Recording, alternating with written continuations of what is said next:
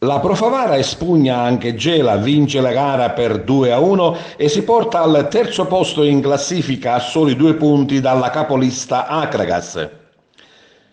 Il Gela, agli ordini di mister Pensabene, è sceso in campo con Di Martino, Toledo, Piazza, Messina, Arafa, Rechichi, Favata, Valenti, Abate, Tomaino e Bamba. La Profavara di mister Catalano ha risposto con Eire, Caternicchia, Rizzo, Bossa, Miano, Ferotti, La Piana, Calagna, De Luca, Fricano e Camilleri. Ha arbitrato l'incontro mister Lapaglia di Enna. È stata una gara a 2 velocità con la Profavara che è andata subito in rete al quarto minuto con La Piana ed ha dominato per tutto il primo tempo. Ripresa della gara con il Gela in rimonta che riesce a far buon gioco e rimontare lo svantaggio al 23esimo con un gol di Pardo. La Profavara tenta di riacciuffare il risultato e ci riesce con un rigore al 34esimo trasformato da De Luca.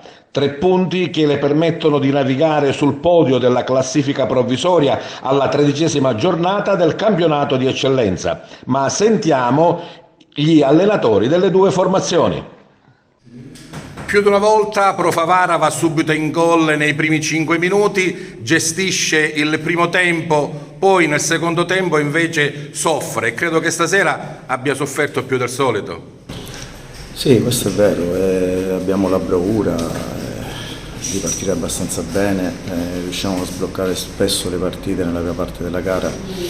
Non siamo ancora bravi e maturi a chiudere la partita perché le occasioni riusciamo a crearle e non finalizzando bene, questo è un problema. È anche vero che portando avanti il risultato di 1-0 nella prima parte della gara non pensavamo, credo un po' tutti, che la seconda parte della gara fosse andata in questo modo e il Gela è stato propositivo, ci ha messo un po' in difficoltà, anche se non ha avuto tutte queste gran palle gol, però il momento in cui ha fatto gol ci siamo messi paura e avevamo paura non solo di non vincere la partita ma forse di subire qualcosa in più. Invece poi devo dire che con rigore ci siamo riportati in un vantaggio e abbiamo gestito fino alla fine.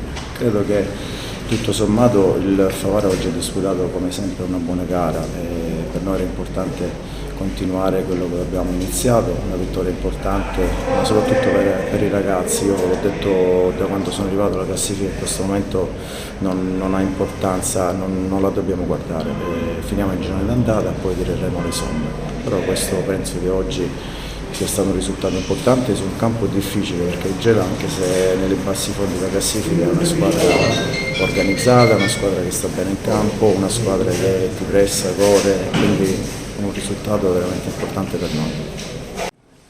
Il primo tempo si è un po' sofferto, il secondo invece Gela è andato alla grande fino a raggiungere il pareggio. Il rigore poi è un episodio. È un episodio come?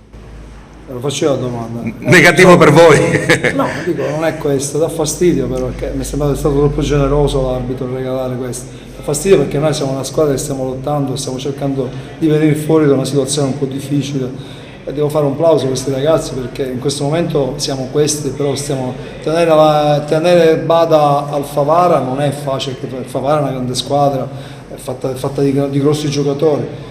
È normale che abbiamo fatto un buon secondo tempo, siamo riusciti a riprendere la partita, l'episodio ci ha condannato, ci ha fatto molto male perché non riesco a capire, c'è un rigore ultra regalato, non è questo. A me interessava la prestazione della squadra, la squadra l'ha fatta, bisogna ingoiare purtroppo la sconfitta, pazienza. Vabbè, partiamo dal presupposto che Gela è una squadra organizzata quando è arrivato mister Pensabene, già si vede la sua mano. E quindi non è più la squadra che abbiamo visto 7-8 partite fa e quindi già venire a fare un risultato positivo oggi qui è veramente qualcosa di importante perché alla fine diciamo che il pareggio, come stava andando le partite, poteva essere giusto, poi abbiamo avuto la fortuna che l'arbitro ha visto un rigore e a volte queste partite si vincono anche così. I due nuovi acquisti subito in campo. I nuovi acquisti sono stati presi proprio per questo, perché devono dare una svolta, diciamo, a qualche cambio che effettivamente soffrivamo. quindi il mister ha saputo farli inserire nel momento giusto e hanno dato il risultato, visto che anche il nuovo acquisto del Lupo ha fatto fare rigore, se non mi ricordo male.